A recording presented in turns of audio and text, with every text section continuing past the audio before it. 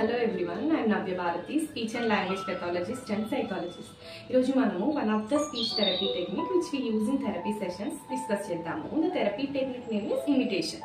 So imitation ane technique ni ekkuva mostly manamu hearing impairment kids lo kaani ledante na only developmental like attention kaani eye contact commands follow avvadamu ivanni normal ga unna children lo ekkuva imitation use chestuntaru. But ASD spectrum lo kuda mild range lo unna kids ki we can use imitation.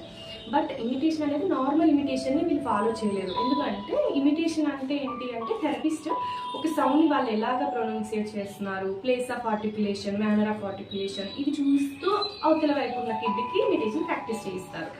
But ASD స్పెక్ట్రమ్లో వాళ్ళకి అంతగా eye contact attention ఉండటము problem and that వాళ్ళకి communicate అవ్వడమే ఇబ్బంది. కాబట్టి start చేయాల్సింది like ముందు ఇంకొక 2 స్టెప్స్ని యాడ్ చేసి స్టార్ట్ చేయాలి. So first step actions imitation అంటే లైక్ చిల్డ్రన్కి ఎక్కువగా ఇంట్రెస్ట్ ఉండేది రైమ్స్ కాబట్టి రైమ్స్ పాడుతూ వాటిని ఇమిటేట్ చేయడం. సో రైమ్స్ ఇమిటేషన్ మనం చేస్తూ వాళ్ళతో చేయించడము దాన్ని యాక్షన్ ఇమిటేషన్ అంటారు.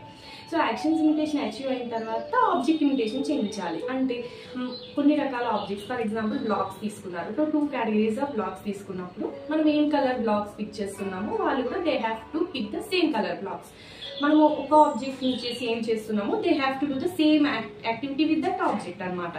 So once actions imitation and object imitation 2 achieve అయిన తర్వాత వాళ్ళకి మెల్లిగా speech sounds imitation initially with the object use చేసి కొన్ని సౌండ్స్ ఇమిటేషన్, దాని తర్వాత words imitation, phrases imitation practice చేయించవచ్చు. Thank you.